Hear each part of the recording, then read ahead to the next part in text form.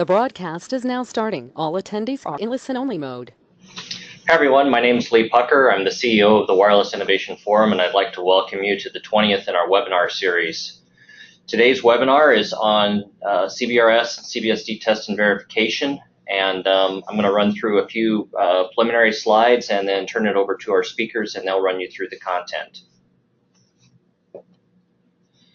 So to start, I'll give a thank you to our sponsors, Google, Leonardo, Motorola Solutions, and Thales. Without these organizations, we wouldn't be able to put on events like this, so a big thank you to them for helping us in moving forward. A little bit of administrivia. The slides that are presented during this webinar are going to be available. They're available in the handouts section. You should be able to click on that in your interface, as well as they'll be on the website. Go to wirelessinnovation.org/webinars and you'll be able to find them there. We're recording the webinar and we'll be posting it to our YouTube channel. Actually, if you just go to YouTube and click on, do a search on Wireless Innovation Forum, you'll find the channel, and all of our webinars are listed there. If you need more information or any help, please feel free to email me directly at lee.pucker@wirelessinnovation.org, or you can also email Stephanie at stephanie.hamill@wirelessinnovation.org. A little bit about your interface. You can open and close the interface using the little arrow button, so you can minimize it on your screen to make it smaller. You have a choice of either dialing in via telephone or mic and speakers. We have everyone muted, and the intention is to keep it that way. However, we are taking questions, and we'll be taking them throughout. So if you have a question, type it into your questions window, and then there's breaks throughout the presentation where we'll be addressing questions as we go. So again, we encourage questions along the way. Please type them in, and we'll pass those on to the speakers so that they can address them as they go. Today's speakers are Awais Khan from Ruckus Wireless, who's the chair of the Forum CBSD Test Task Group, Doug Gedkin from Nokia, Aiden Raz from Airspan, and Chris Williams from Ericsson. And you'll be hearing from each of them separately as we go. Before we kick off, though, I'd like to introduce Kurt Schabach.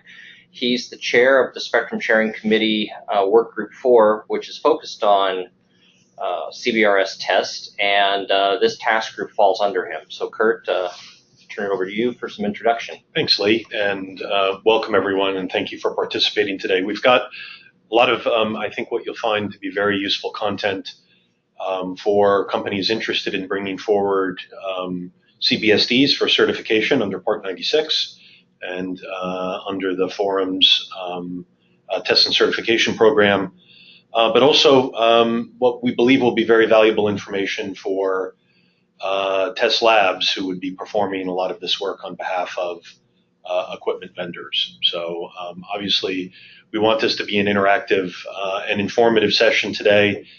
So please, submit your comments, questions, be most valuable as we go through the process. So with that, I'll hand it off to the team who's been really working very hard over the past months to develop this test specification and the supporting test code infrastructure that we'll be addressing in the webinar today. Thanks, Kurt. So with that, Awais, we'll turn it over to you. Okay. Hello, everyone. Thanks for joining the webinar. Lee, if you could move the slide one. Okay. So as Kurt mentioned, the way we have designed this whole webinar is to ensure whatever is required for this initial CBSD testing in light of FCC Part 96 requirements, we are able to do that. So you would see the flow of this webinar. Basically, we will go over the introductory section where we will show how these test cases that we have designed are basically derived from FCC Part 96.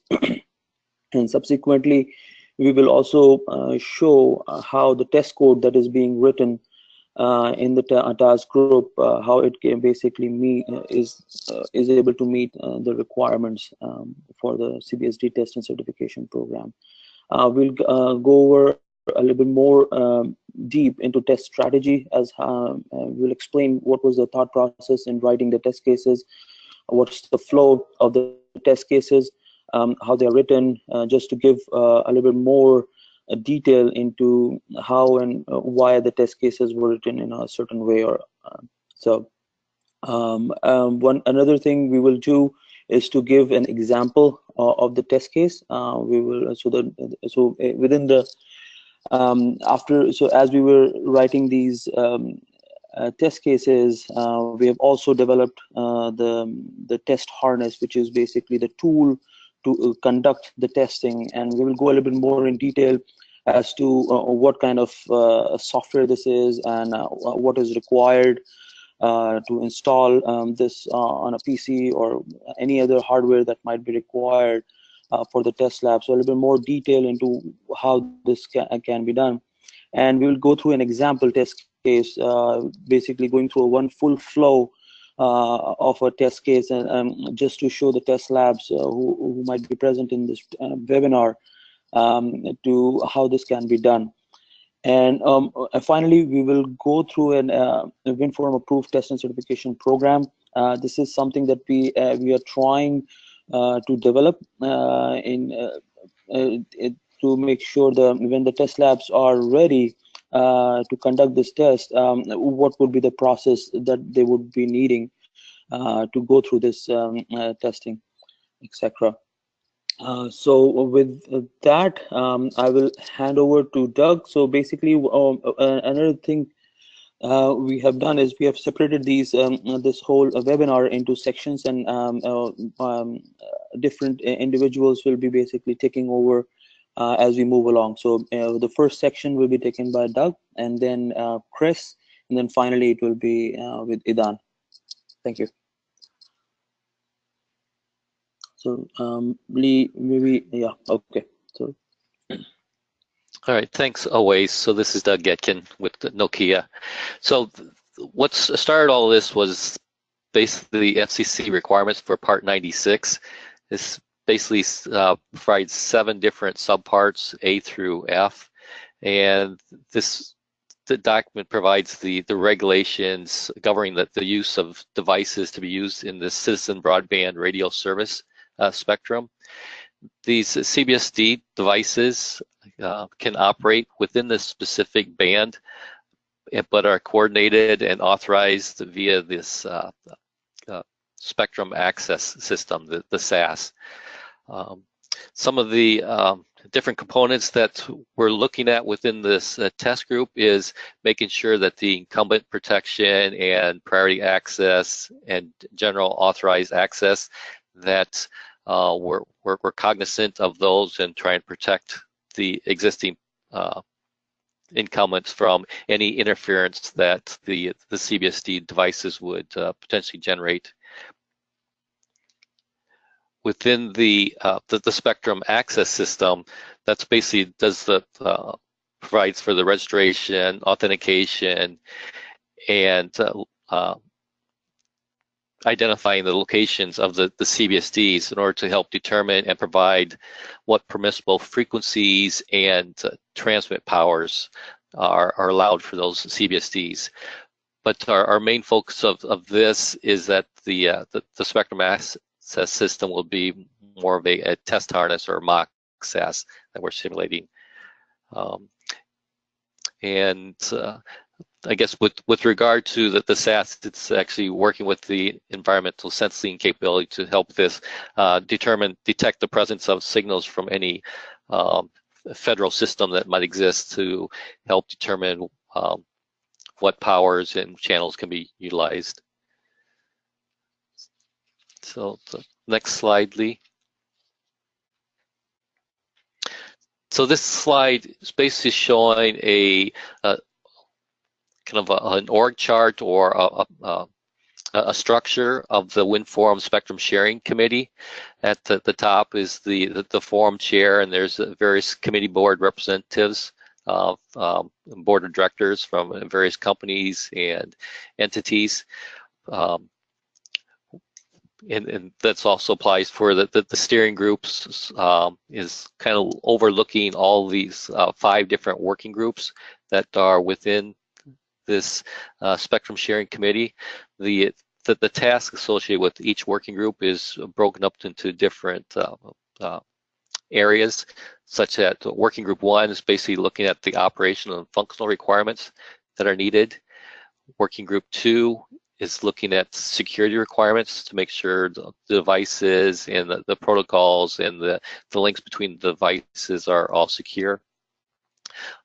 Working group 3, that's defining the protocol specifications, basically the messagings between the CBSD and the SAS, the SAS to other SAS entities, the SAS and ESC and domain prox, and the FCC databases. Working group 5, so that's more of the operations, so coming up with different items that impact the actual deploying of the equipment in the field with regard to the certifications, the certified professional installer work. What we're representing today is this working group 4, test and certification. And that's actually broken into 2 basically functional areas. One with the SAS as being the unit under test, and then the CBSD, the other components, the CBSD unit under task. And that's what we're going to be focusing on here this morning. And within all these, there's these outside observers that can actually listen in and partake to see what's going on within this spectrum sharing committee. That could be the various government agencies that are interested and engaged in the development of the system, such as the FCC, the National Telecommunications and Information Administration, and the National Institution of Standards and Technologies, as well as since this spectrum, part of the spectrum currently has incumbent users, so they may be interested in knowing what's the happenings and the things that are taking place here that they may have to be aware of in the future, as well as researchers, academics that have a special interest or knowledge in certain areas and have various contributions to offer, as well as then the operators, users, and equipment providers that plan to have to utilize the spectrum. So next slide, Lee. This slide is basically showing, as I briefly kind of mentioned before, there actually is various incumbents that exist within this spectrum of 3550 megahertz to 3700 megahertz. So some of those incumbents could be a federal radio locations, and they can actually be anywhere between the 3550 and 3700 frequency. And there's also maybe the fixed satellite service devices that can exist between the 3600 and 3700. And then there's also the incumbent wireless broadband service providers that currently exist between the 3650 and 3700. So all those are current incumbent users that we need to work together with and make sure that any of the devices that we introduce do not cause harmful interference to these incumbent users. And within the Part 96 requirements, it defines 2 different accesses. One, a priority access, which is a license that gets granted to different operators that want to apply for that. And there's also then the general authorized access. So in the bottom of the triangle, what that's trying to represent is that the general authorized access as well as a priority access license, both of those cannot cause interference or harmful interference to the existing incumbents, and they also must be able to accept any interference that comes from those incumbent users. Whereas the general authorized access, they in addition need to make sure that they're not causing harmful interference to the priority access licensees, and also be able to accept interference from that. So it's basically the general authorized access. They need to be cognizant of what the incumbents are and the priority access, and the SAS will only provide those with the frequencies and power levels to avoid any interference to those. On the right, so all of this working between the incumbents, priority access, and general authorized. So that's basically being looked at by the architecture on the right. So we have the SAS kind of in the middle that's actually looking at grabbing information from the environmental sensing capability devices. That's looking at the radar detections from the incumbent users. It's looking at other information from existing incumbents that exist. Plus it's bringing in information maybe from other SAS devices that are connected to other parts of the country, bringing in its own set of data. So the SAS are sharing knowledge of information between those. It's connect to the FCC, so it knows what information the FCC has, and to validate the FCC ID and different information that the FCC may have. And all of that is used to help the SAS to provide information to the access points, or the CBSDs there on the bottom, as to what channels can be assigned when they request the channels, and at what frequency and at what transmit power they can be allowed to transmit on. There's also the optional domain proxy, which basically can kind of aggregate the information from multiple CBSDs and act as one kind of common interface into the SAS. Can go to the next slide, please. Again, this slide is a little bit more of the architecture, provides a little bit more information on the architecture and kind of what's some of the functions of the three main components that we're interested in with regard to our testing the CBSD as the unit under test. So with the CBSD, if you see that it has connections to a domain proxy potentially, and also the SAS. So those are the three main components that we're interested in. The SAS looks at the CBSD registrations. It will look at doing the interference analysis, looks at making sure it's protecting any incumbents. It's identifying if there's a PAL license associated with requests coming in from the CBSD, and if so, to make sure it's being assigned appropriately. It's providing the CBSD with the channel assignments and power limits that can be used, and just looking at the SAS to SAS coordination. Within the domain proxy, then that's basically an interface to the SAS from the CBSDs.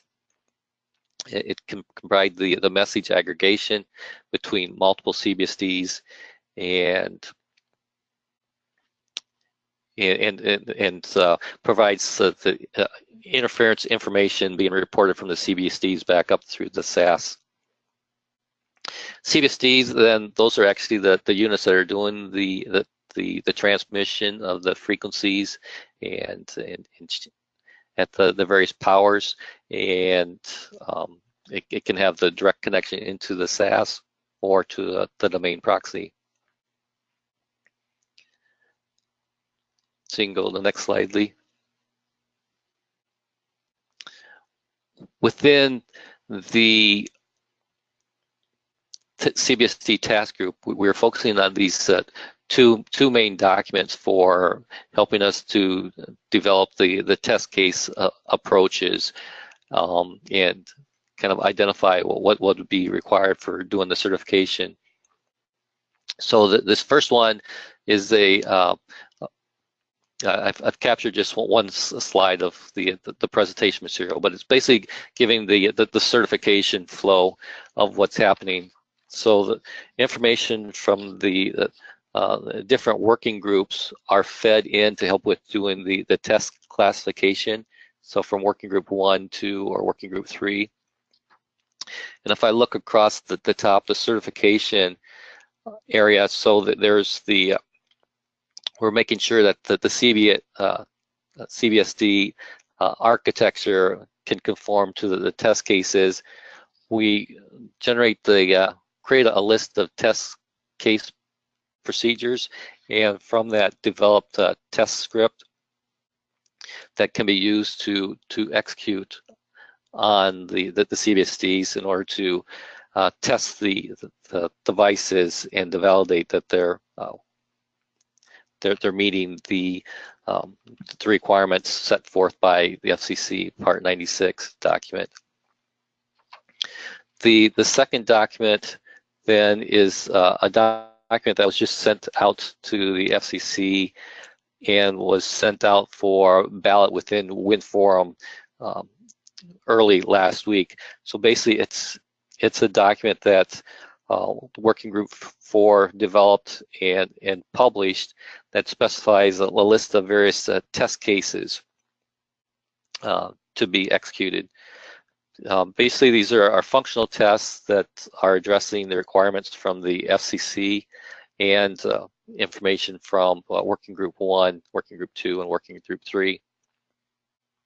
It's basically focused at testing the protocol or the messaging that's exchanged between the CBSD and the SAS. And these test cases then that are documented are being leveraged to create these test scripts and codes that was going to facilitate the execution of the test cases by the test labs. These two documents can be available. There's a link at the bottom that's at the WinForum, a public document repository that can be found. So next slide, Lee.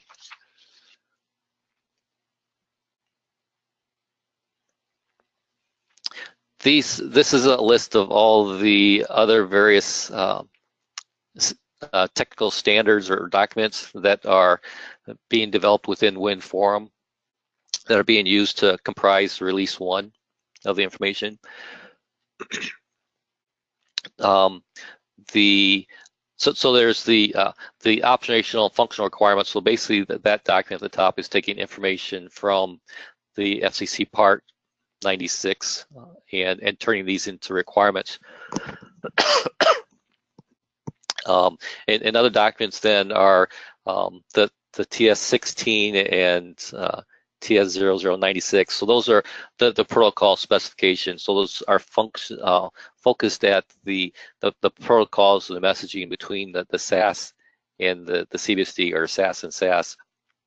We're heavily looking at the TS0016, the SAS and CBSD protocol specification for generator test cases. That lists all the various messaging and the associated parameters that exist within each message. And I'll go into a little bit more detail of that here in the near term.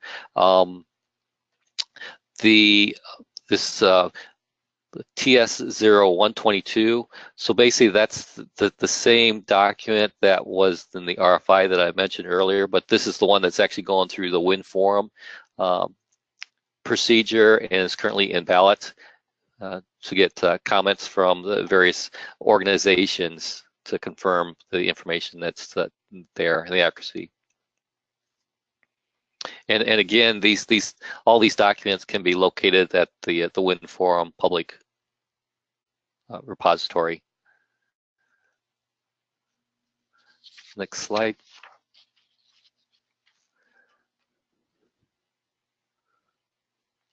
Here, quickly, just kind of show that if you're not, when I mentioned WinForum public repository, here's a way that's one approach of getting to it. So you can go to the wirelessinnovation.org website, and in the upper right of that main window, there's a member login. When you go into that, there's a new window that pops up, and you can click on the public that's at the top of that page. And then once in the public, then you can get a new window, and you click on the tab that's labeled Documents, and receive a list of all the documents that are within the public repository. There's the area where you can actually do filtering, so you can set up different filters to either search for a specific file name or use one of the numbers to find it, or you can also filter based on the Spectrum Sharing Committee and just pull up all the documents associated with that, and not some of the other documents that the WinForum is looking at for other situations. So next slide. So a little bit more going into specifically what we're addressing within the CBSD task group. Excuse me.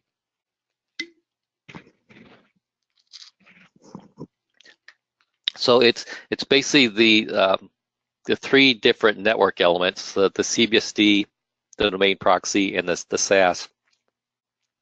The CBSD, or the Citizens Broadband Radio Service Device, that's the network element that it's doing the communicating with the SAS, and is required to meet the general requirements and specific requirements set forth within the various sections within the Part 96. The domain proxy, that's the entity, as I mentioned earlier, is communicate with the SAS on behalf of multiple CBSDs or network of CBSDs. The Spectrum Access Systems, again, that's basically authorizing and managing the use of the spectrum for the CBSDs in accordance with the Part 96, subpart F. Within what we're doing within the CBS task group is that the SAS functionality. We're actually using a Mock-SAS or test harness, so we can control the various type of messaging that's coming back and being transferred back and forth between the CBSD and the SAS. So those are the network elements that we're kind of focused on. We're also interested mainly in the protocol messaging between the devices. So the first being the CBSD registration process. How does the CBSD register with the SAS, let the SAS know that it's there and is looking to get service or provide service through it. It provides basic information with regards to the owner registration information, if it's a professional installer registration information, and the CBSD registration information. Once the CBSD is registered, the next step is basically it's going to be looking to get some frequencies in order to allow it to transmit on. So the Spectrum Grant request processing.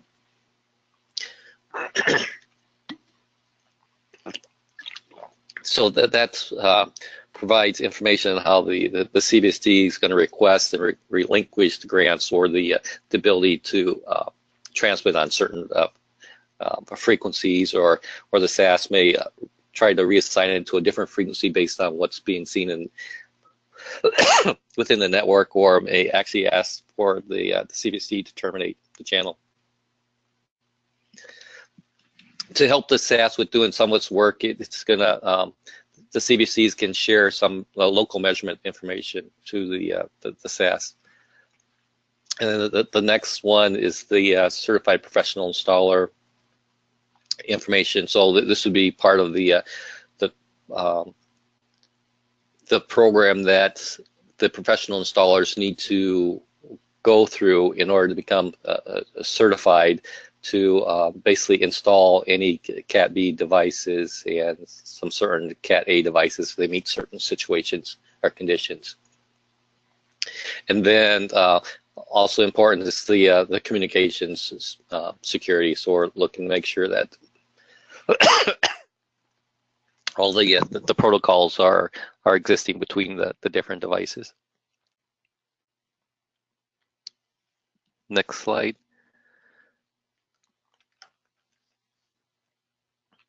So a little bit more in detail with regard to what the CBSD needs to do to be registered.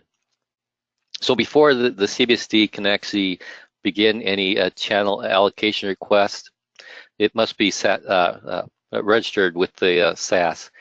And you can think of the registration as being two different parts. The first part is user registration. Basically, the CBSDs must be associated with a given user, and this user must be pre-registered or enrolled with the SAS or system in order to allow this to take place. This user could be the owner, the deployer, or the manager of the CBSD devices. So basically, this is accomplished by the user connecting into the front-end interface of the SAS and entering the various information, such as their name, address, and the SAS will then provide the user registration ID and authentication credentials to be used going forward. The next step then, once that information's been set up, is the CBSD registration. So this registration is where the CBSD device itself registers information with the SAS. So this is going to have a more detail with regard to the specific CBSD device, such as its serial number, the FCC ID, the location, and max transfer power, and the category device type it's used. Depending on the CBSD category, it may need to be installed by a certified professional installer. So that would provide, there could be two avenues for that information to be provided. Either the CPI, the certified professional installer, has connects into a front-end interface to the SAS in order to enter the information, or it could be through the CBSD device itself, where the CPI provided information is sent in the registration request message information to the SAS. Once all the registration information is received by the SAS, then the SAS will provide a CBSD ID for that given unit for the rest of the messaging.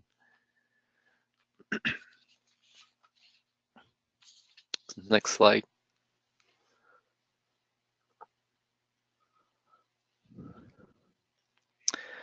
So as I mentioned, there's two different categories of CBSD devices, and depending on what the category is and maybe some other factors, it will dictate who can actually install the CBSDs in the field.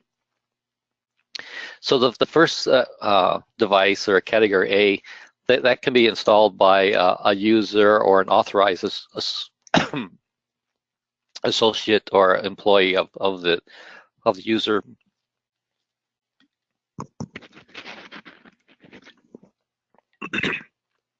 And to be user installed, the category A device must, I guess, one, be able to automatically determine its location, basically its GPS information, and provide that information as part of the CBSD registration process. And within the Part 96, it gives requirements as far as the accuracy of that GPS location versus the actual location that the device is installed. So it needs to be fairly accurate.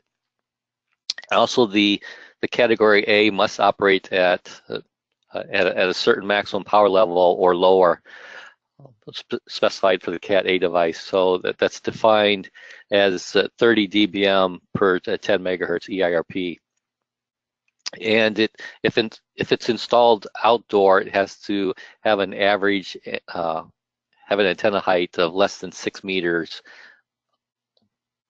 above the average terrain.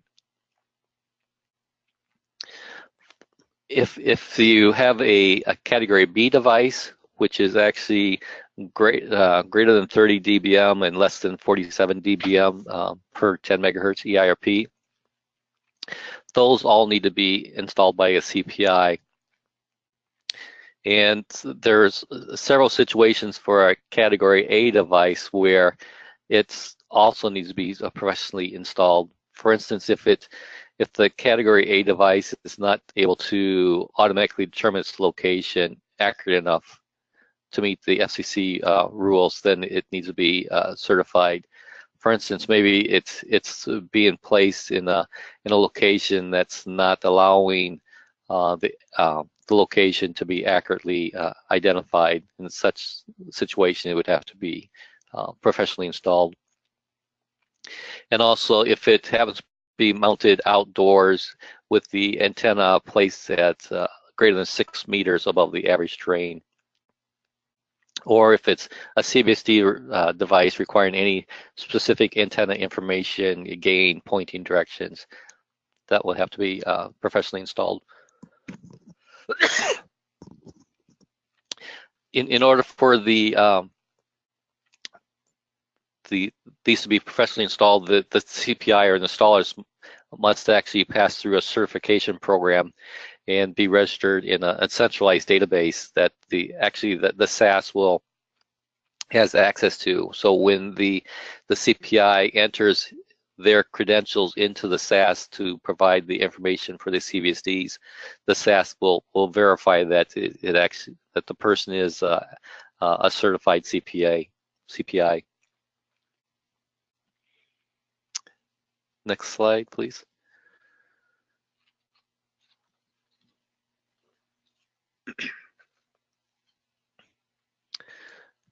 So now we're at the point of basically the CBSD state transition. So here there's two different machines. So the first is the registration. So it's when the CBSD is initially placed on the pole or the location, it's going to be unregistered before it's actually had any communication with the SAS or been fully registered with the SAS.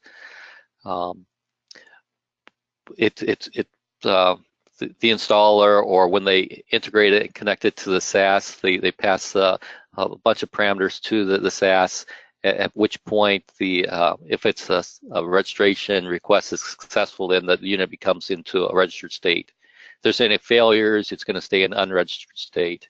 And if for some reason, either on its own accord or the SAS dictates it to do, it can be deregistered and go back to unregistered state.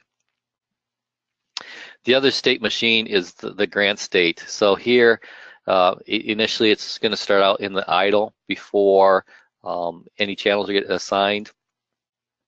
Then it's going to send a request to get a channel, at which point it can be granted a channel, but and then it can become authorized once it passes all the pertinent information. And it's only at that point, when it's authorized, is it transmitting and on the given frequency that the SAS has identified at the transfer power. And various failures or timing conditions will result of the CBSD going back into the granted or the idle state. Next slide, please.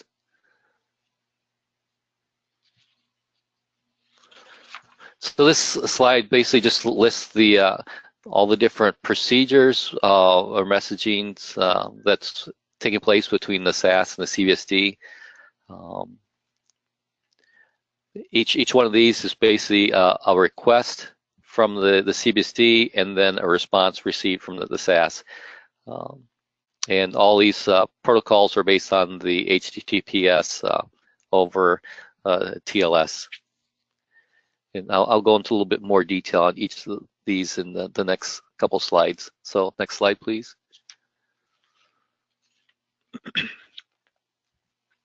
So in the SAS discovery procedure, so that's basically where the SAS administrators provides the URLs for the CBSDs and the domain proxies to connect to.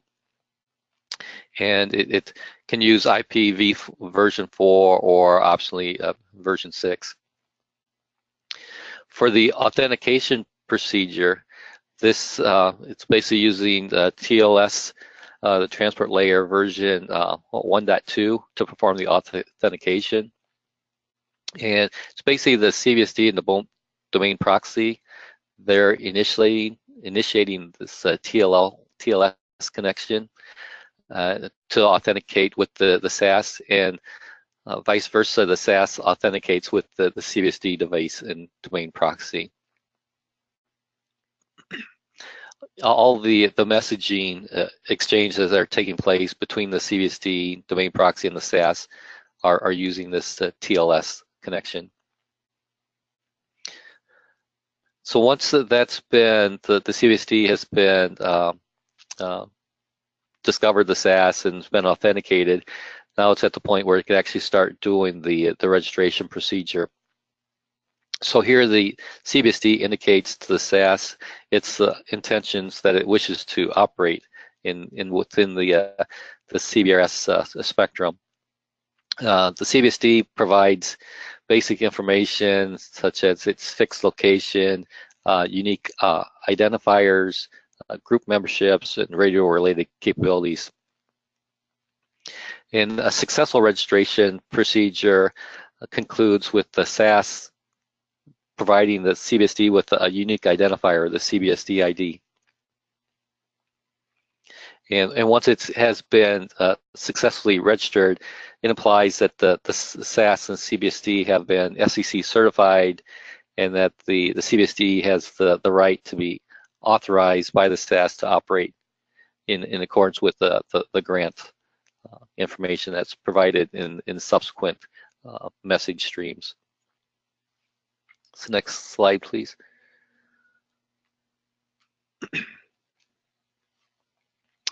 After the registration procedure is successful, the next one is the CBSD spectrum inquiry procedure, and this is actually an optional procedure.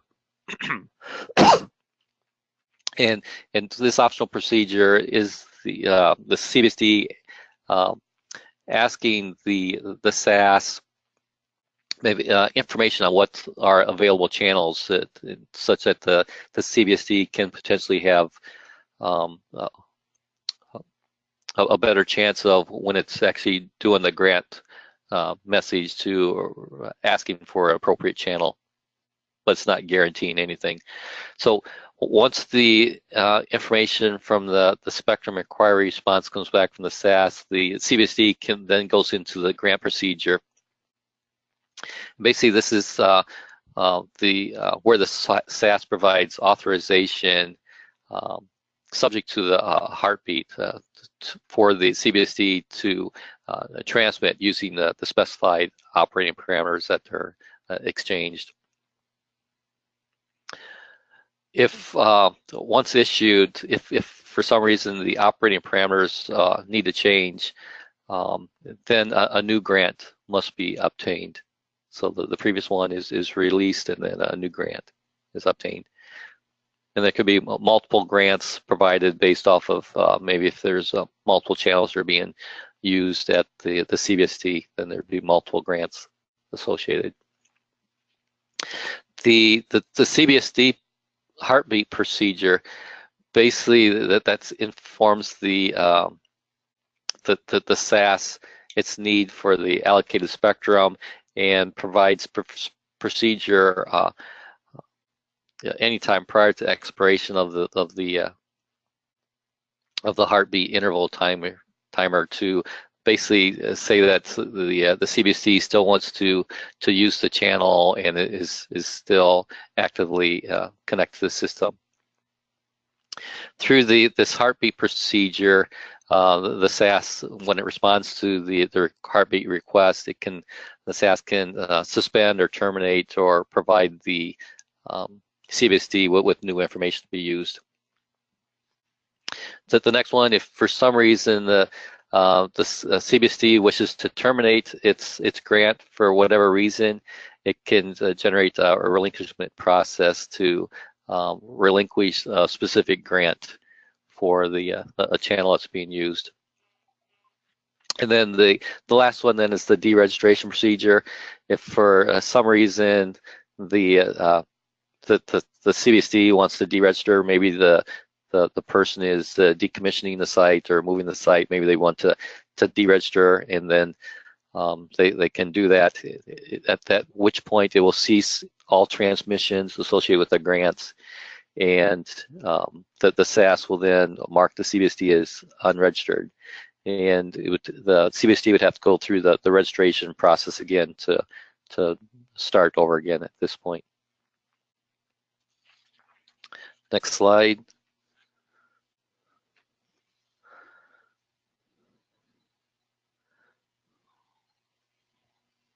Whoops, can you click on the back button at the top corner? Oh, did I click on the wrong thing? Yeah, you went.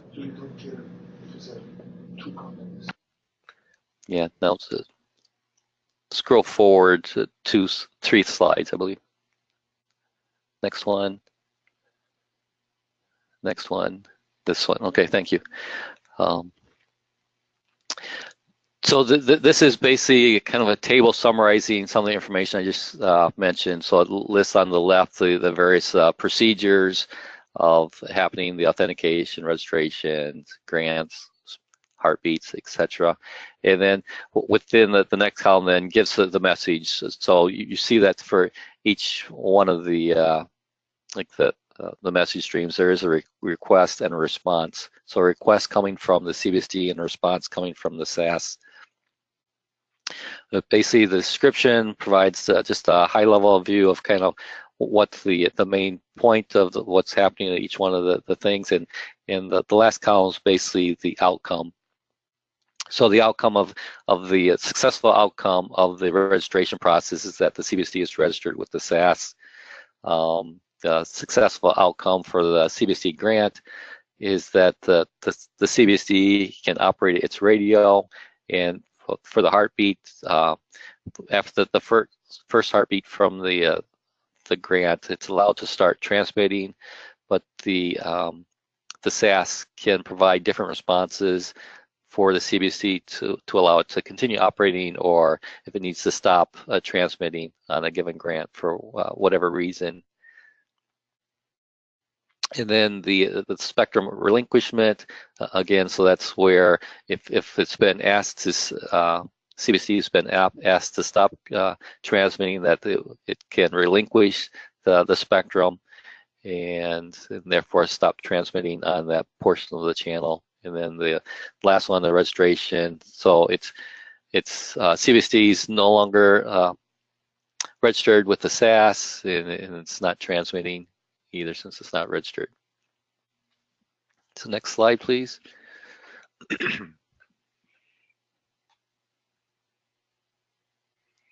So this is just maybe another view of the kind of the message exchange happening, kind of the order, the sequence.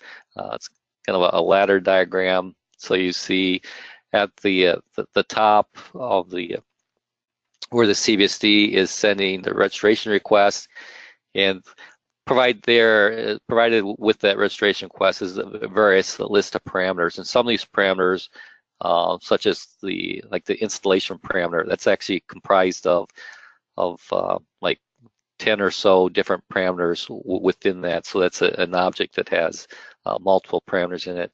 But so all that information, the technical spec document for the protocols between the SAS and CBSD provides all the parameters that are required or those that are optional that need to be transferred to the SAS. So we see that the registration and the response coming back for the registration is the CBSD ID, and the response code indicating if it's a success or if it's a failure, it gives a different code, and that provides the operator with some knowledge of maybe why the failure is occurring. and then the again, just kind of continuing down with the spectrum inquiry, the grant request. And the response for the grant request is that the SAS confirms the request and provides the operational conditions that are needed. For the heartbeat, so the CBSD, once it gets the first response back from the first heartbeat, it can activate the spectrum access. But if I've mentioned earlier, if there's a suspend or terminate, we make sure that the CBSD ceases all transmissions within 60 seconds following the transmit expire time is dictated by the Part 96 requirement. Next slide. So here, as I mentioned, these are all the different response codes coming from the SAS that are currently documented. So if the SAS provides response code 0, that basically means that the request message from the SAS has been successfully received, and the SAS provided all the appropriate information in the response message along with this response code. There's various blocks of numbers, so 100 through 199 has been reserved for just general errors. As you can see, some of those numbers is maybe the CBSD has been blacklisted for some reason. Maybe within the registration there's a missing parameter or invalid value that's provided within the like a given parameter, so that will not allow the CBSD to become in a registered state, so there will be a registration pending message. So 200 through 299, those are specific for the registration request message. So the 200, that if for some reason you send registration information from the CBSD to the SAS, maybe all the information is correct, but the SAS determines that, well, there's a certain parameter or parameters that are still missing, it will respond with response code 200, basically saying that there's still some additional information required for registration in order for the registration to complete. The other groups for range 300 to 399 are for spectrum inquiry, 400 to 499 is for grants, and then the 500 through 599 are for heartbeat procedures. So you can see that like response code 500 within the heartbeat procedure, if for some reason the SAS wants to terminate the grant, it would respond with a response code 500, and at which point the CBSD, upon receiving that, would have to vacate and stop transmitting on that granted channel. Next slide, please.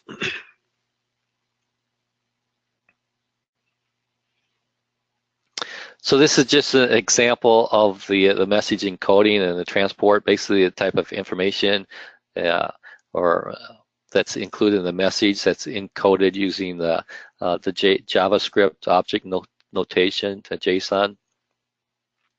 It's basically a list of all the different parameters and values that the data types in the JSON file can be strings or numbers, or booleans, arrays, or objects. If the a parameter happens to be an object, then the name for the object is given, and then a separate table with its particular parameters are then provided in that object. Within the technical specification document that we're leveraging, there's the parameters are indicated as being required, optional, or conditioned, or conditional. Required means that the parameters always need to be included in the message.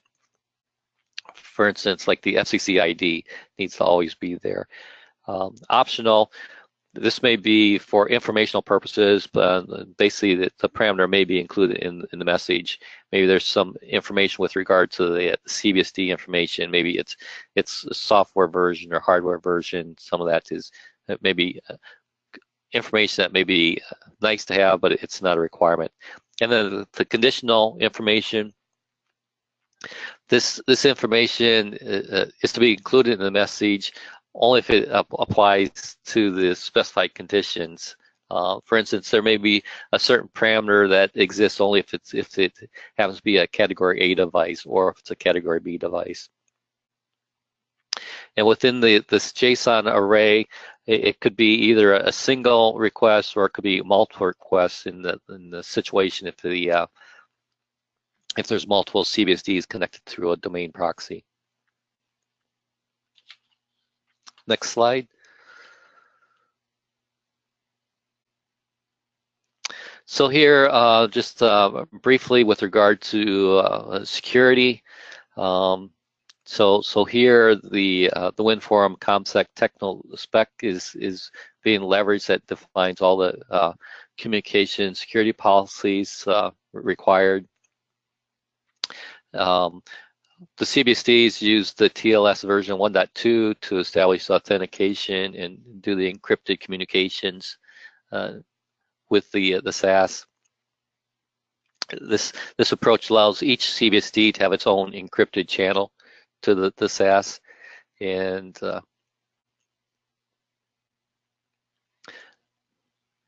that there's the CBSD and SAS each have digital certificates that are issued by a dedicated certificate authority to allow basically the certificate checking at both ends to take place.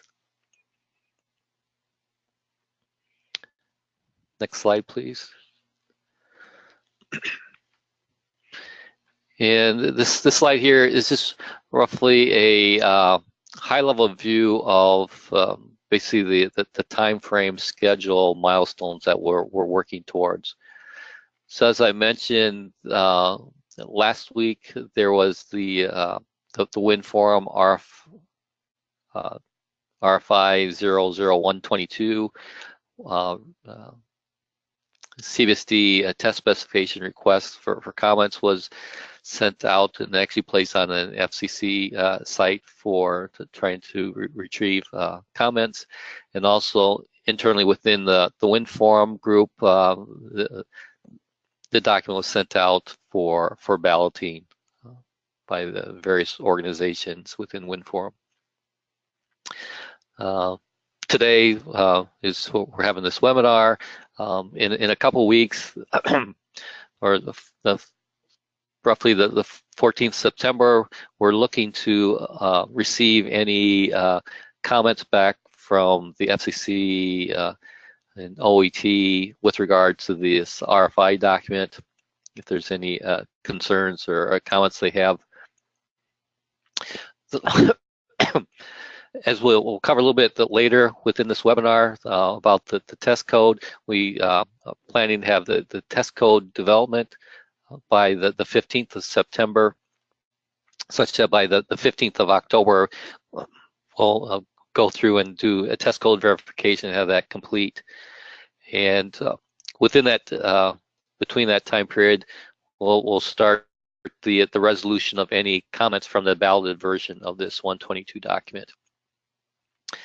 If everything goes according to plan, once we have the test code verification complete, we'll then at the ability of passing test code to the OET test labs for them to start working with.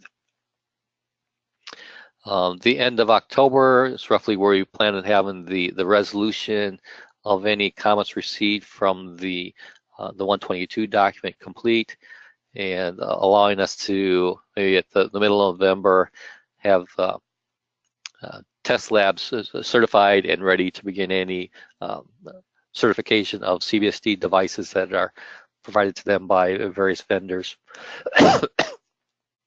Then maybe by roughly the middle of September, where the pre-approval process can be done by the OET for some of the first devices.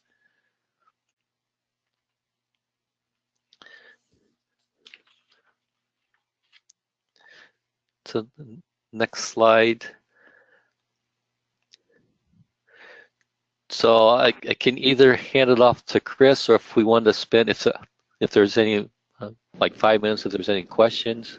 Yeah, there's a couple of questions that have come in related to the last slide that you presented. The first one was, once a device goes to the FCC Cert Lab, how long do you think it's going to take for a device to get, assuming everything goes well, how long do you think it's going to take for the device to go through the certification process?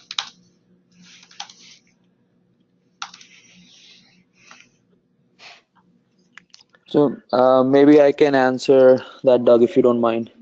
Yeah, sure. Go ahead. So, a quick answer for that is, so the way the whole, the test procedures have been written, we don't anticipate the actual testing will take a whole lot of time. I think the only thing would be for the test labs to get familiar with this whole procedures that we have come up with. But in actual testing, we don't anticipate that will take a whole lot of time. And you would see when we go through the details of the actual the software, etc. It's very simple and very minimalistic. So that's our hope at this point of time. So 4 weeks, I would say, should be sufficient to complete this effort. And then the other related question was, how many devices are going to be required to bring to the test labs in order for the certification to occur? So in terms of I think the question is regarding any kind of equipment, etc. If I'm not wrong. So for to execute the test, it doesn't require any kind of additional equipment apart from one PC that would be used to install the software. That's pretty much it. It could be a Windows machine. Any Windows machine should work.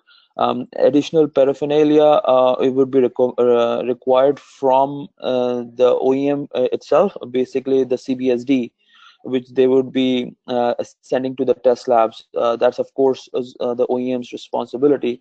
But from the test labs perspective, the only equipment that would be required is one PC that has Windows on it. That's pretty much it. Next question is, will initial testing be done only by the FCC OET, or will there be third-party testing as well? So the way we understand at this point of time is the first the test labs have to complete the testing, and this testing can only be done by already certified labs and the FCC certified labs, and it cannot be done anywhere outside of this. So the only people who would be allowed to do this testing will be the FCC, and once that is done, the test labs will be submitting their report to the TCB, and the TCB will be setting out an inquiry to OET, and they will do the final check or basically run some additional tests, etc. on the device, and then the process can be said to be complete.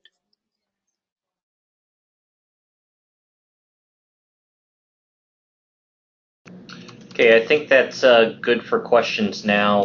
We're a little behind, so maybe move on to the next section. Okay. Yes, hi.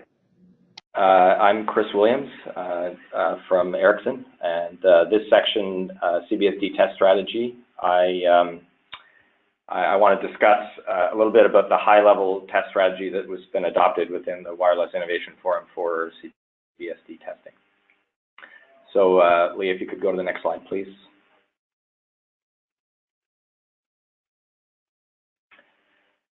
Okay, so the FCC OET released a draft knowledge database document that described the Part 96 CBSD certification process. There were two aspects to FCC certification in that document. One is the compliance to RF requirements and limits, and the second one was demonstrating compliance to the rules governing the interaction and the connection between the CBSD and the SAS. So the WINN testing is only addressing the second item. We're going to verify the proper implementation of the SAS to CBSD protocol and the proper CBSD behavior interactions with the SAS. We assume that the RF compliance can be handled in the typical fashion by test labs using the knowledge database guidance for each of those particular tests, such as transmit power, emissions mask, etc. So the intent is the WINN test report will demonstrate that the CBSD complies to all the rules governing the interconnection with the SAS, and it could be used in conjunction with an RF test report to meet all the requirements for FCC certification. Next slide, please.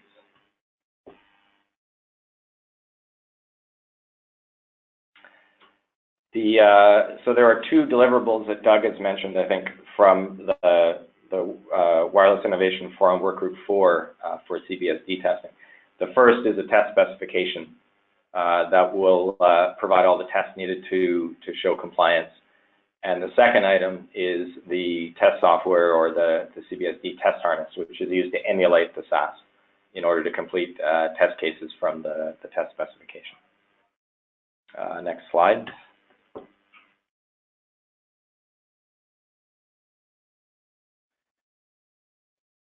So the general workflow from within the Wireless Innovation Forum, Part 96 has a number of requirements on CBSDs. Within Wireless Innovation Forum, Workgroup 1 has derived quite a few requirements in the document based on the Part 96 requirements. And the entire SAS to CBSD interface has been designed in order that the CBSD, if it meets the protocol, it will conform to Part 96. So the test cases are derived from the protocol and the derived requirements, and the test code is directly derived or written to implement the test cases. So we feel that the flow here shows that the CBSD test code and the test spec will show the Part 96 compliance. Next slide, please.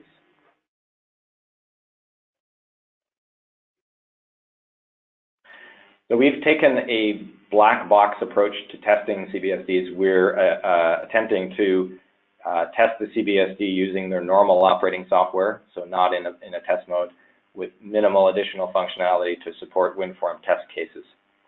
We monitor the external interfaces of the CBSD to verify the behavior, that being the SAS to CBSD interface and the RF interface. And the tests are designed to be air interface technology agnostic, as is the whole WINN approach.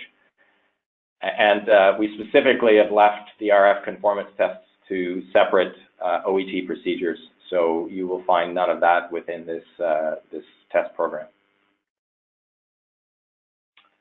So next slide, please.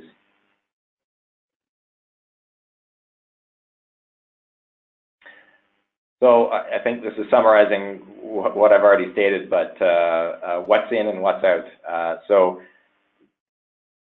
we're testing the SAS to CBSD protocol and the CBSD behavior under SAS control.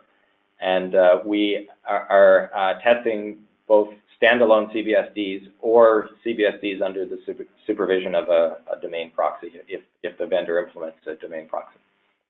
And specifically out of scope are the RF conformance. And as you'll see, we don't pick a particular RF test equipment we feel that are needed for this testing. We feel that the test labs can choose their own equipment to meet their own requirements.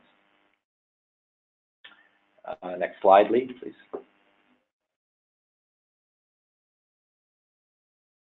So what does the test setup look like? So on the right, the unit under test is either a CBSD or a domain proxy and a CBSD. The test harness is code that resides on either a PC or a server that simulates the SAS in order to exercise the SAS to CBSD interface. It's not a complete implementation of a SAS. It's simply a test sequencing scheduler so that we can run through the SAS to CBSD interactions. So the RF test equipment at the bottom, it is designed to check that the unit under test is transmitting within its grant or not transmitting if it does not have a grant, and that it ceases transmission within a certain amount of time upon certain events occurring. But it's not intended to perform calibrated RF measurements because, again, we feel that's best left to the RF conformance testing. Next slide, please.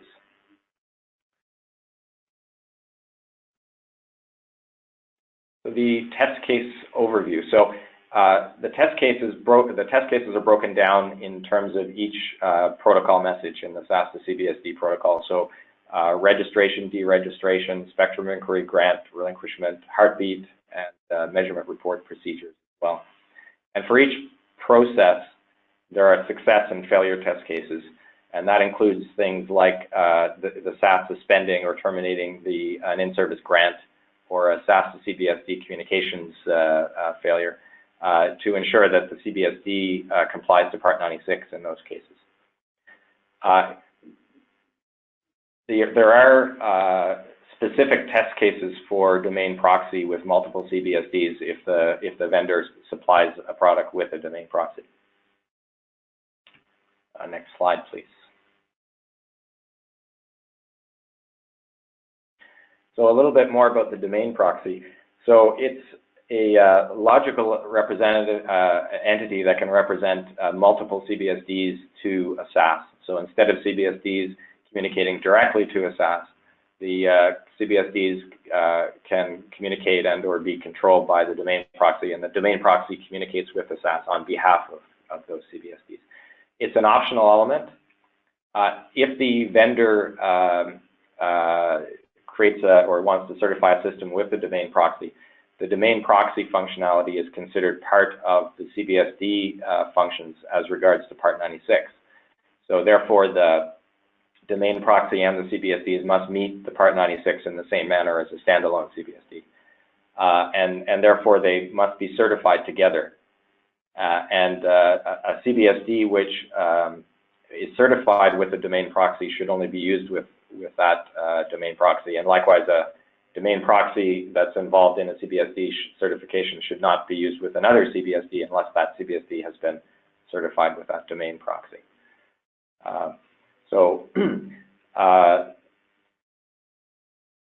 In terms of Part 96 certification, the domain proxy is really part of the CBSD functionality, even though it may be situated in a different location or a different functional block.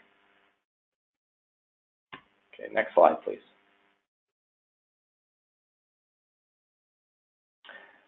So how are we testing with domain proxies? So the approach we've taken is that test cases for a CBSD also apply to a domain proxy with a CBSD. And we have some additional test cases specifically to address domain proxies where they exist. The test harness will support both the standalone CBSD and the CBSD with domain proxy. And we have decided that test cases with a domain proxy should include two CBSDs. And that's to ensure that a domain proxy will handle the protocol aspects with multiple CBSDs, but also to limit the amount of test setup that's required in the test lab if you have more and more CBSDs.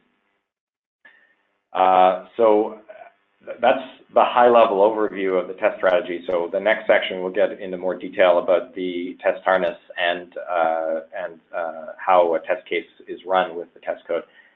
So maybe I could stop here to see if there's any questions. So are there any questions?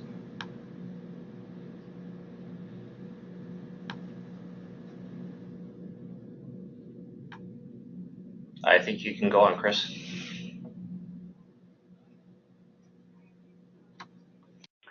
Yeah, okay, so in that case, Lee, I'll turn it over to Idan. I think he has the next section. Hello, I am Idan Raz from Airspan Networks.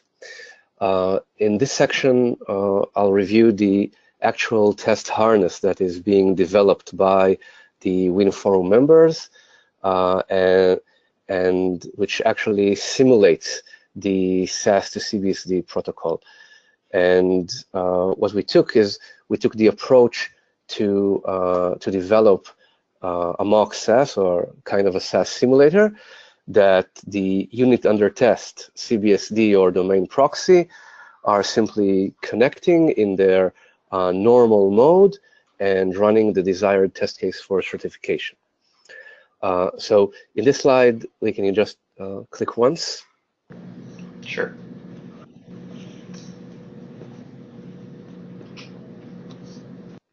So the test harness is actually a software which is running on Windows and includes a test harness engine. One more click, please. That test harness engine has inputs which are the relevant test cases required for certification. And those test cases have inputs which are the relevant JSON files with the relevant requests and responses for the various test cases. So according to the methods of the SAS to CBSD protocol, we have JSON files for registration, method for spectrum inquiry, for grant, heartbeat, etc. The test case steps are defined in a CSV file, which reads the associated JSON files, and each test case has a separate CSV file with its own definition. These files are not to be modified. These files, the CSV and JSON files, are built by the WINNF Forum contributing members, and the test labs only need to run the names of the relevant CSV files. They do not need to build them from scratch. One more click, please.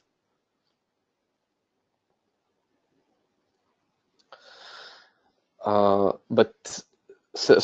since the code has the CSV and JSON files, when you are submitting a CBSD or domain proxy for testing in the lab, the lab does need to input into the test harness engine the relevant parameters, such as the FCC ID serial number, and also the general configuration which the test harness is running on, its IP address, its certificates, etc.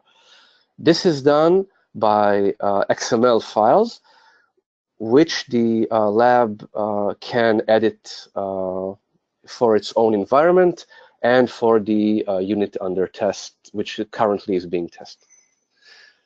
One more click, please.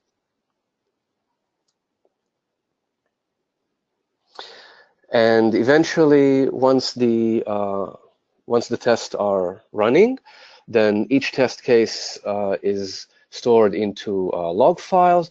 We have detailed logging of all the test cases, which include pass-fail summary, and also the messages themselves, the SAS to CBSD messages in their JSON format, human-readable JSON format, for advanced debugging if needed. One more click, please.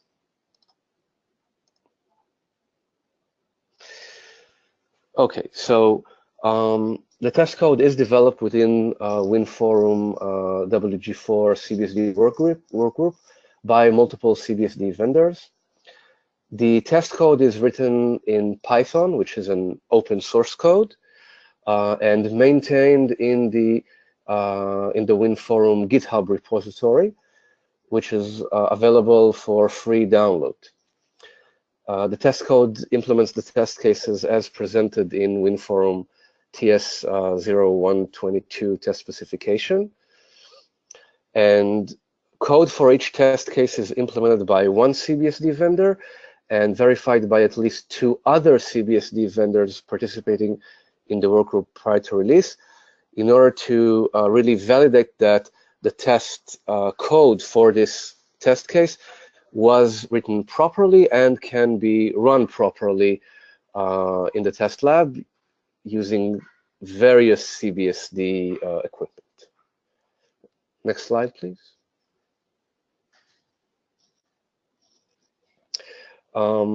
So this is the test code validation method. Again, within the WIN Forum working group for members. So this is the flow. Basically, we have the test code development in step 1. We are putting it in GitHub for assessment and validation.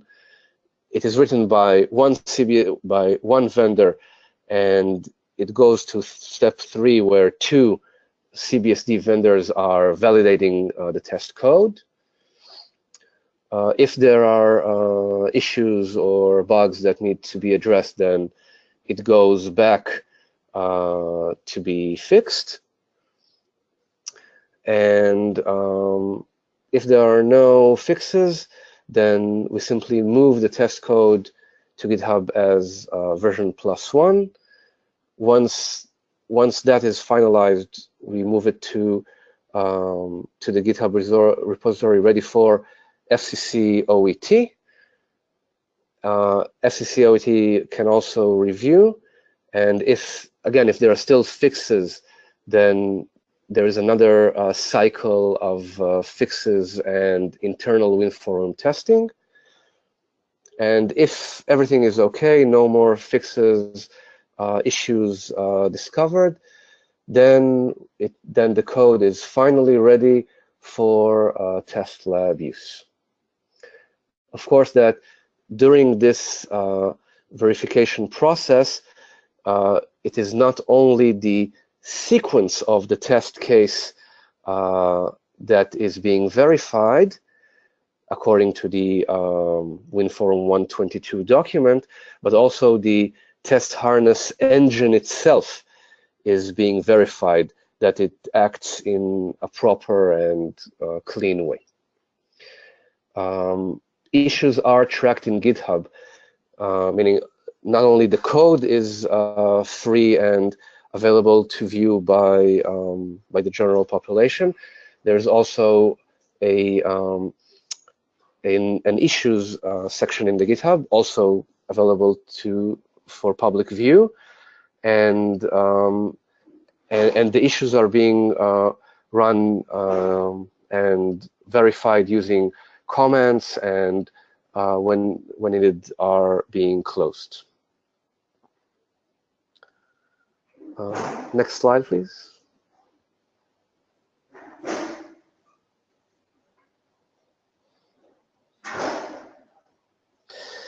So this is how it looks in the GitHub. So as you can see in the top of the page, it is part of the Wireless Innovation Forum Citizens Broadband Radio Service Device, the CBSD GitHub. What you see here is the actual test harness code with its directories. Those directories are actually are copied as is currently to the individual CBSD vendors that are using the test harness, and eventually to the test labs. Next slide, please.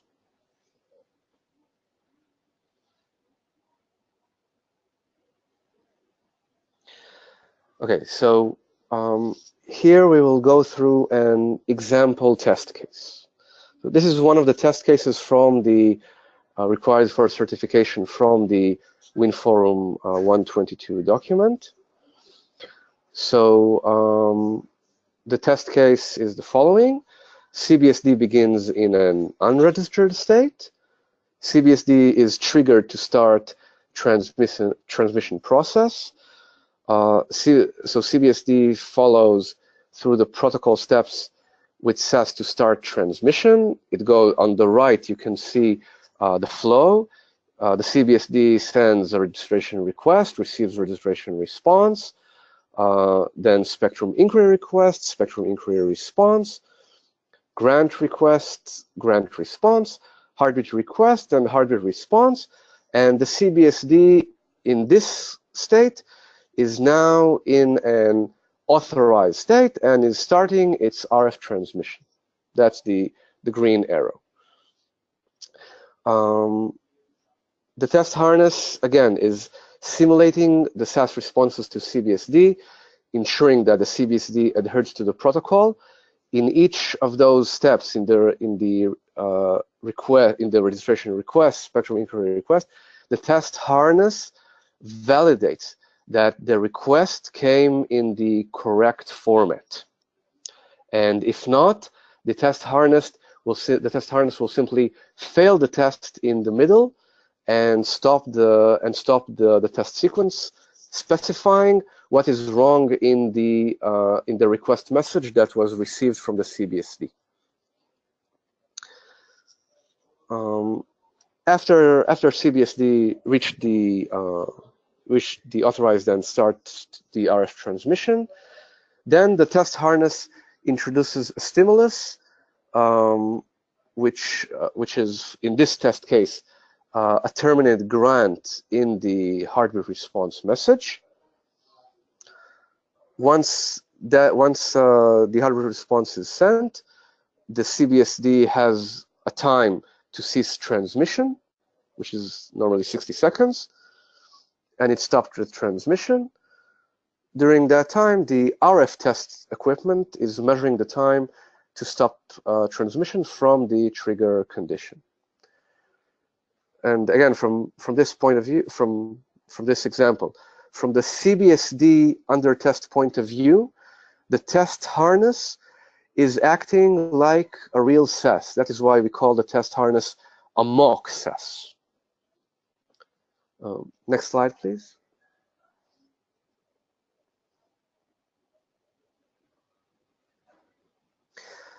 So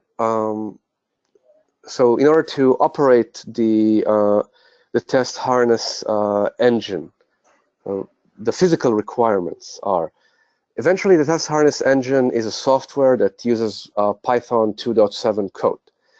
It can run on Windows 7 and Windows 10 operating systems running on a standard PC. So you just need to have a standard PC that is running Windows 7. Install the Python 2.7 and relevant packages, all available for free download from public internet. And then download the test harness from WinForum GitHub repository, and the software is ready to use. We also have tutorials and release notes for the test harness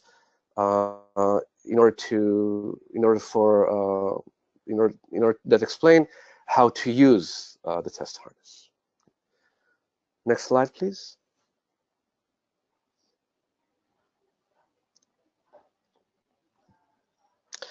So, how do you run the test harness? So each test case required for certification in WinForum TS0122 has in the test harness a corresponding CSV and JSON file. The test lab technician does not need to edit or modify the existing CSV and JSON file. This is already prepared by WinForum, maintained in GitHub, and passed the validation process that you saw in the previous slide of one CBSD vendor writing the test code to other CBSD vendors validating, and if there are issues, it goes through another cycle. So that is already prepared. Once WinForum is releasing the code, that is already prepared. The test lab technician running the test harness only needs to configure a few XML files that define the general parameters of the test harness environment, IP address, port number, certificates, etc., and the CBSD unit under test parameters for the registration. if it is CBSD, is category A, category B, CBSD FCC ID, CBSD serial number, etc. That information comes from the CBSD vendor formal papers when the CBSD vendor is submitting its CBSD for the lab. Next slide, please.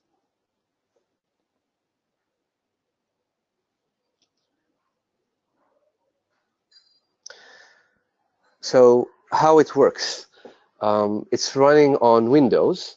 So the test lab technicians opens a window command and activating the test harness engine.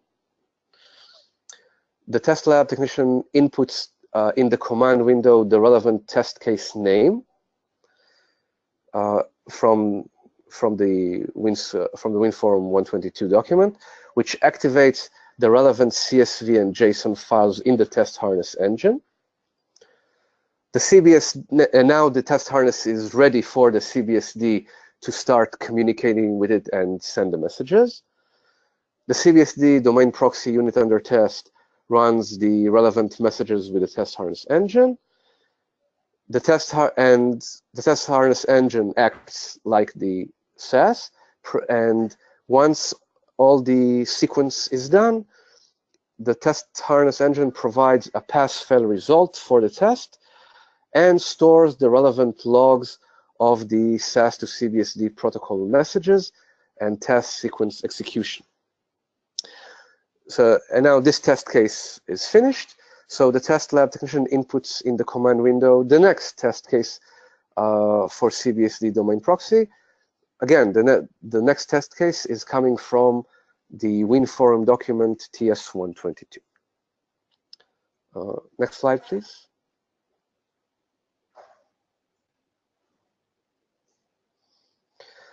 So this is an example XML configuration file for the test harness's general parameters. So you see, so what needs to be added? You need, so for example, you see the host IP 90.0.0.114, which of course in every lab will be different. So you just need to edit that. The port number, which can be different. Certificate names, which can be different. Just need to edit the names in the appropriate places, save the file, and that's it. Next slide, please.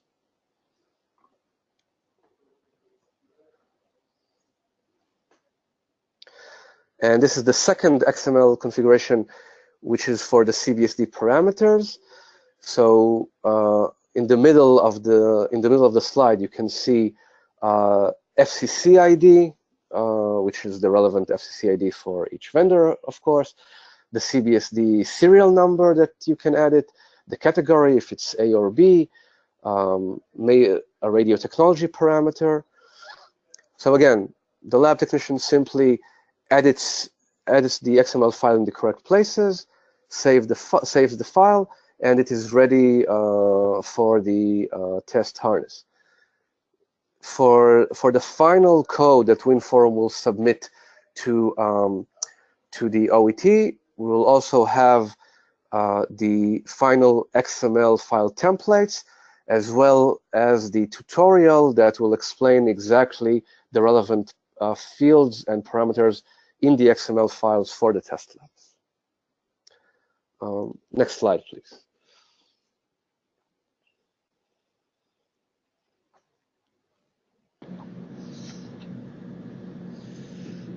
Okay, so this is how the test harness really looks like.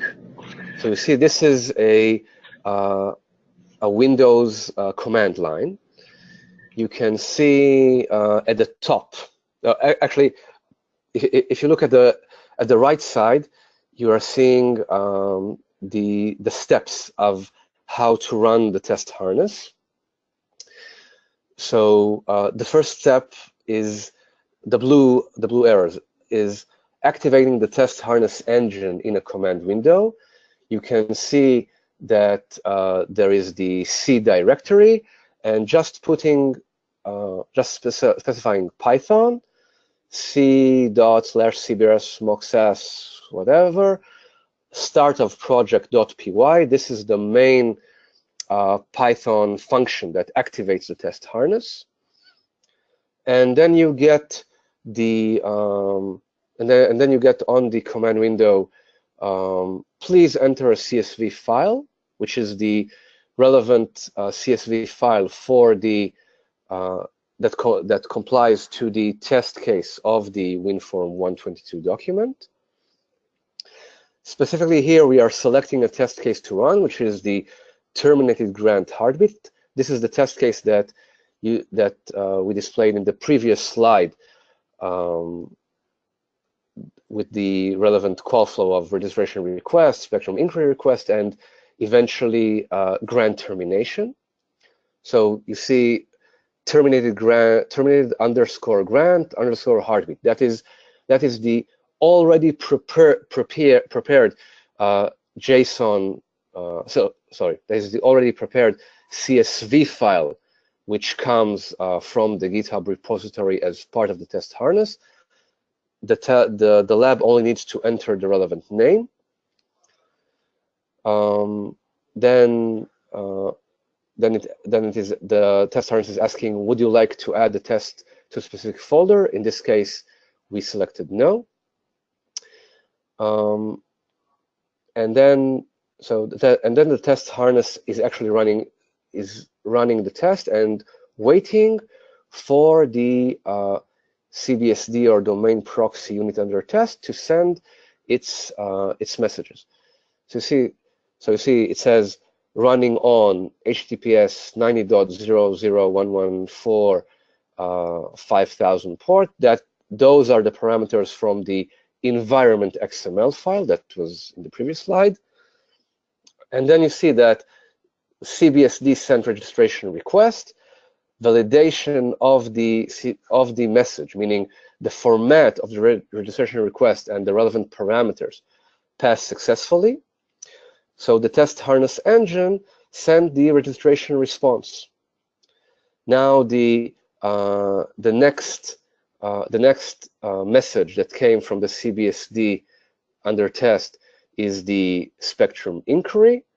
So again, CBSD sends spectrum inquiry request, validation passed successfully, the engine sends spectrum inquiry response. Now the next request response message is the grant. That is also successful. Then the heartbeat request response. And then there are several heartbeats, as you can see. And then the last heartbeat is the heartbeat response that actually has the terminated grant inside of it, instructing the CBSD to stop transmission.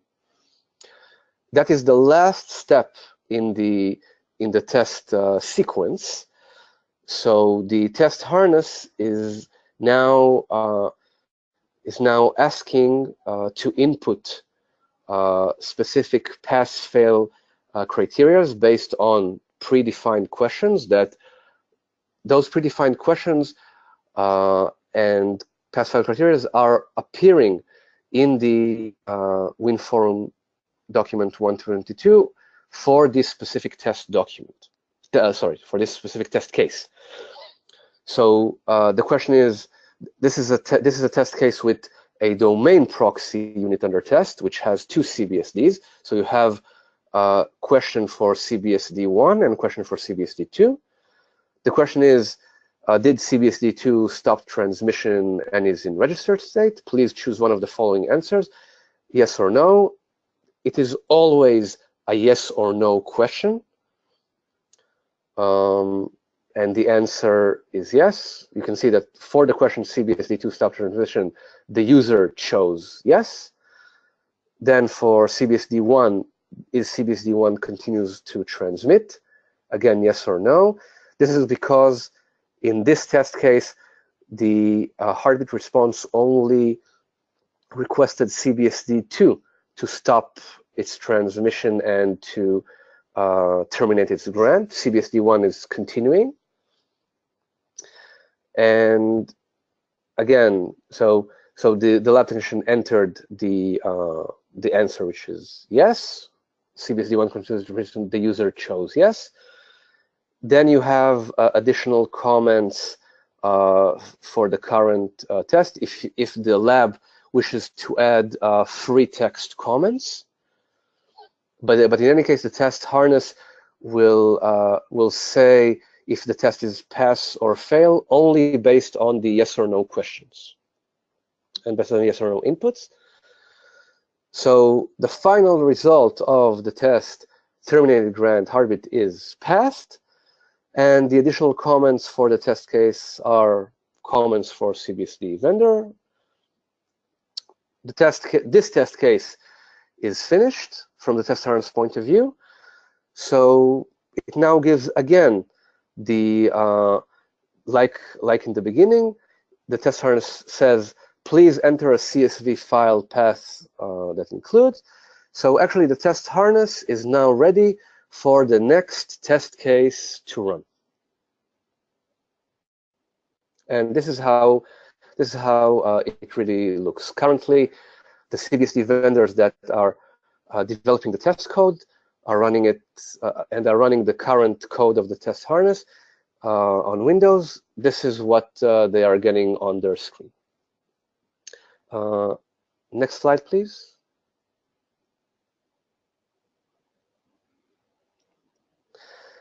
Eventually, the test harness also has a GUI interface that can give you the summary of the test cases that were run on that CBSD or domain proxy unit under test.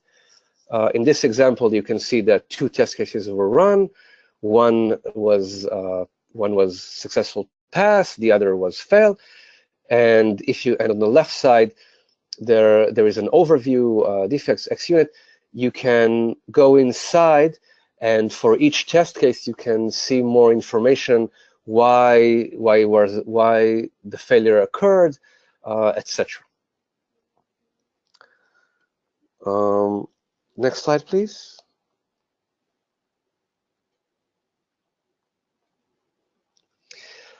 And this is the log file that was saved during the run for the test case in the JSON human readable format. So of course it has timestamps, and you can see the registration request that came from the in this case domain proxy under test, because you can see it is an array of 2 CBSDs.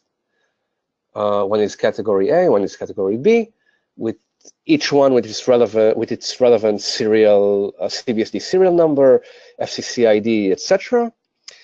And the engine replied successfully. You can see the actual registration response. Again, this is for high-level debugging during the test sessions between the lab and the CBSD vendor present in the lab, if needed. Next slide, please.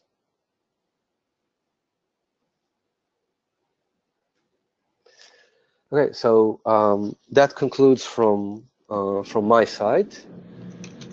So we've got a few questions. Why don't we take a few minutes to go through those? I think some of the questions that have been submitted will be addressed in the next section, so I'll hold off on those.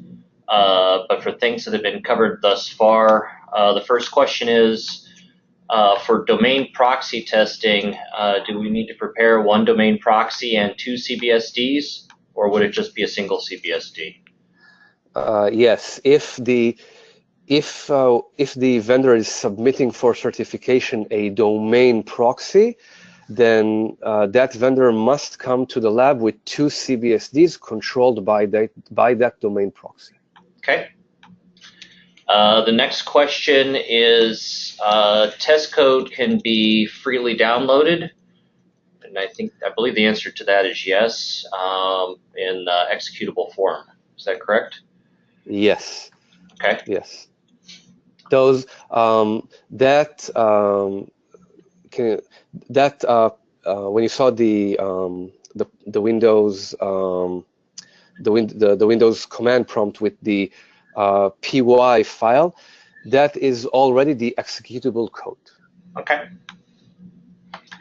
The next question is, are there any test cases that allow a CBSD to start out as an EUD, EIRP less than 23 dBm, to coordinate with a SAS in-band, and then when SAS grant is obtained and heartbeat is set up, the device ramps up to CBSD power levels? I think the answer to that is that was scheduled for release 2, not release 1. So it would be in the next release of the test program. But if you guys can comment, that's I cannot comment at this point on this. Maybe Chris or Doug can. I know that feature was scheduled for release 2, so I'm guessing that it's not in the current release. Yeah, currently we don't have any test cases for that specific scenario. Okay. As you said, it wasn't viewed as release 1. Okay. I think the other questions that we have are relating to the next section of the webinar. So unless there's any other questions on what we've covered thus far, maybe I think it gets turned over to Aways next. Sure. Okay. Okay. Thanks, Lee. So the next section here basically goes over the CBSD test program maintenance procedures, etc., that we are proposing. So Lee, if you could move to the next slide. Thanks. So just to give a broad overview of what we are proposing in this test program. So of course, so in previous slides, I think we explained how we are writing the test code, how we are coming up with the test specifications, etc. But once it gets into the form of being utilized by the test labs, what happens next? Like, who maintains this whole code and who ensures that basically when we are in operational mode, the things are working properly. So here, what we have proposed here is that we have collaborated with CBRS Alliance to approve the test labs to run the conformance tests. Basically, so what will happen is that once this code is available in the GitHub repository, we will come up with some procedures for the test labs to follow, to ensure that they are running the test appropriately with the requirements mandated by WINNF. So we have a collaboration agreement in place with CBRS Alliance, who will basically come up with a little bit more detailed procedures for the test labs to subscribe to this test program. So what will happen is, let's say when a particular test lab wants to conduct these test cases, they would basically talk to CBRS Alliance test program and basically subscribe to this program to go forward.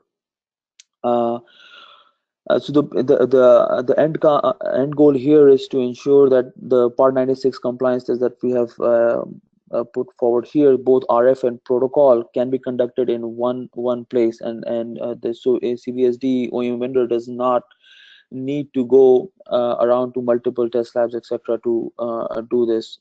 So like I said in my initial slide, that anyways, these tests can only be performed by existing FCC test labs which have been authorized to conduct RF testing. So the idea is we will just add on top to that capability to run even the protocol testing.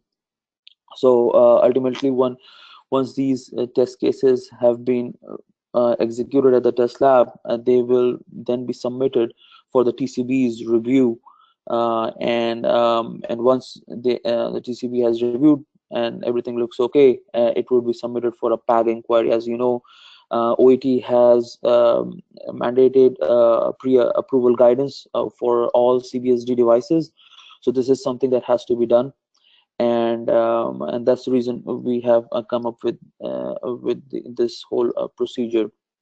Again, like I said, the CBRS Alliance will manage the WinForums test program, which will basically run periodic audits for the test labs to ensure the testing standards are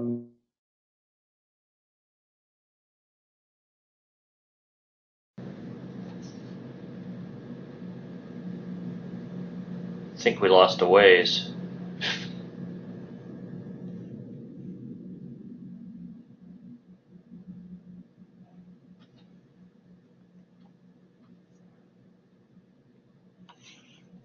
We lost.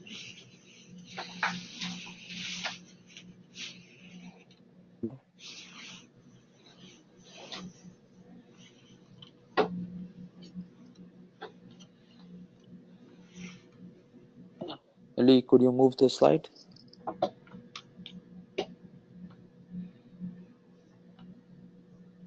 Thanks. So a few definitions as to what this test standard means. So this is basic. The standard is basically just defining set of. Hello. Was there a question? No, I think the audio's been cutting in and out of ways, so just go ahead.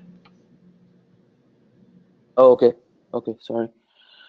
So the CBSD test standard basically is the program definitions, what it requires for the test lab to be accredited for this test program. So the idea here is to there are certain definitions or requirements that need to be met by the test lab to conduct these test cases.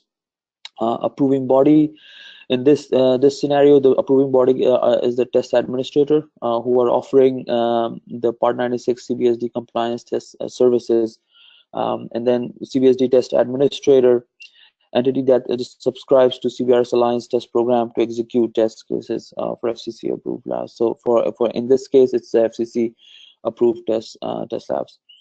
And finally, the CBSD test program. This is the maintenance procedures followed by the approving body. So here, in our case, this will be CBRS Alliance, who will be maintaining this whole test program and ensuring the procedures that have been agreed upon are being followed as we continue this whole test program. Next slide, Ali. A little bit more detail on this slide, in terms of development process that we will be followed to develop this. As I said, this is still in works. We are in active discussions with CBRS Alliance to get this program up and running. So what would entail to finally come up with this program is, so if you look at the top of this slide, so first of all, the test spec that we have created will be basically the basis of creating the requirements for the test lab. So the two components will go into to creating this test lab. One is the test cases and test spec that has been created, and then in addition, we will come up with certain requirements for the test labs that need to be met. So again, I'm not talking about very comprehensive or very stringent requirements. These are certain logical requirements that we think are important to ensure when these tests are conducted, they have some quality in terms of results, etc. So once this test program is developed, we will publish this program for OET's review. Again, because the approval from the OET is important. So we want to ensure that this program that we have proposing meets OET's requirement. And finally, once the program is ready, it will be maintained by CBRS Alliance Test and Certification Group. Okay, next slide. Okay. A little bit more detail into what happens, like what is the process for the test labs, what needs to be. So the first step for the test lab is to apply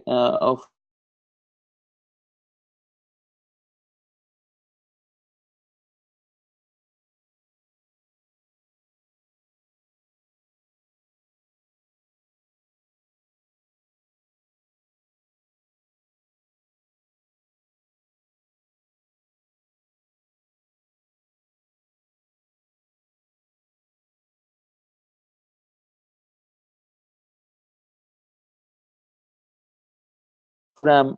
What it would mean is it will record the test labs identity, etc.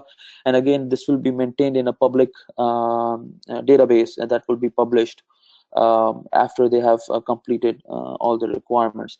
So CBRS Alliance on the background, it interacts with WINNF and other entities to ensure that if there are releases, etc., that are updated, they will ensure that the test labs are provided with the correct release of the specification, and ensure that that's being done. So all those procedures will come in a little bit more detail in next couple of months as we develop this test plan. But this slide is just giving a high-level overview of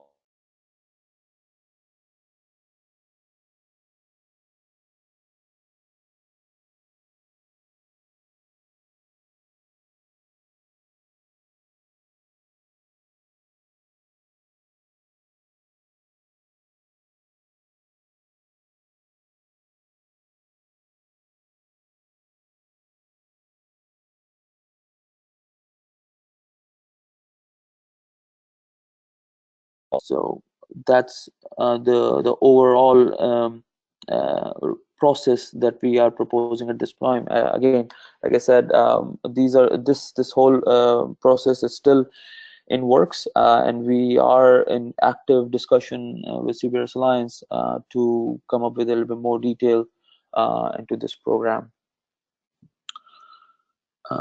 Next slide, Lee. Okay, so I think that was it on this part. We can go over the questions, Lee, if you have. Sure. I think some of the questions have been answered already. One of the questions we have is, so the first one I'll answer. What's the difference between test and certification program for WINNF and CBRS Alliance? The WINNF test and certification program is going to be against WINNF specifications, and the CBRS Alliance test and certification program is going to be against CBRS Alliance specifications. One should be a subset of the other, because I believe CBRS Alliance built on WINNF specs. So the one will be a subset of the other, but that's the difference between the two. CBRS Alliance is going to manage the WINNF test program, but it'll be open to pretty much anyone. Not pretty much. It will be open to anyone who applies, whether they're a WINNF member, a CBRS Alliance member, or a non-member. Second question is, will it be possible to see a list of the TCP's labs applied for the WINNF test program? The answer to that one is yes. We're going to post that publicly. That was one of the requirements. And I think all the other questions have been answered. So I guess give a minute for folks. If you have any questions on anything you've heard thus far, please type your question into the question window, and I'll ask it to the panelists.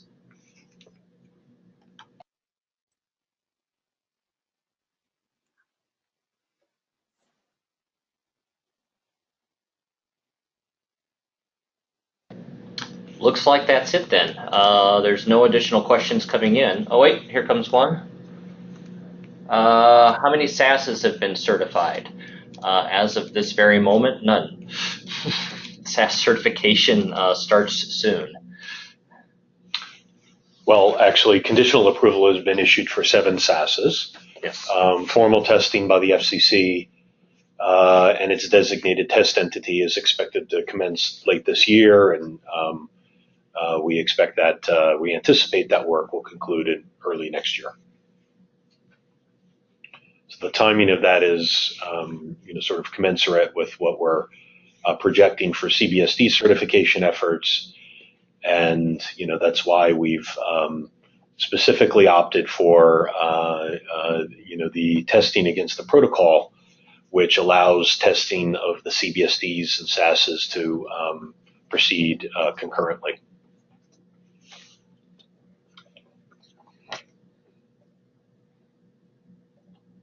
How about ESC certification?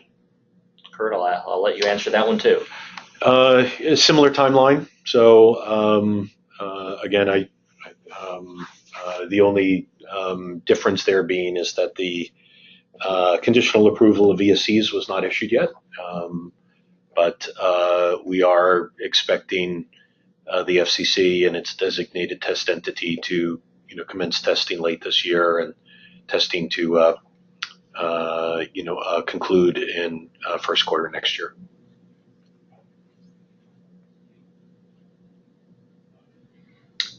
Next question I'll answer. Will the presentation be made available to participants in this webinar? So the short answer is yes. Click on the handouts button on your interface and you can download it from there.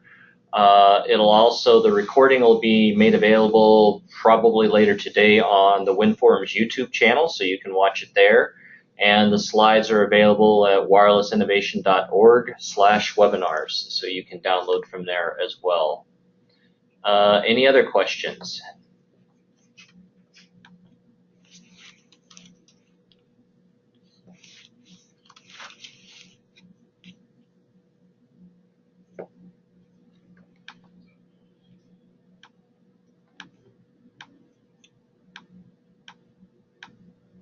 Okay, looks like that's all the questions then.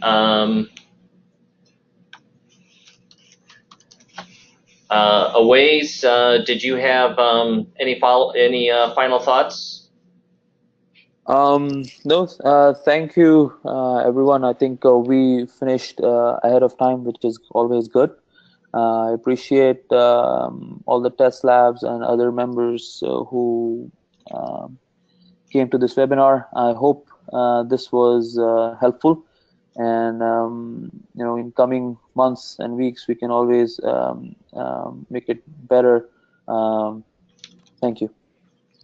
So from the forums perspective, thanks to all the panelists. I know it's a lot of work to put together one of these and make the slides available, so thanks to Aways, Doug, Chris, Idan, thanks to all of you for pulling this together. We'll be sending out a satisfaction survey to everyone who attended the webinar, where we'll be trying to get your feedback on how we can make these kind of events better in the future. And with that, I will close the webinar. Thanks everyone, and we'll talk with you all the next time.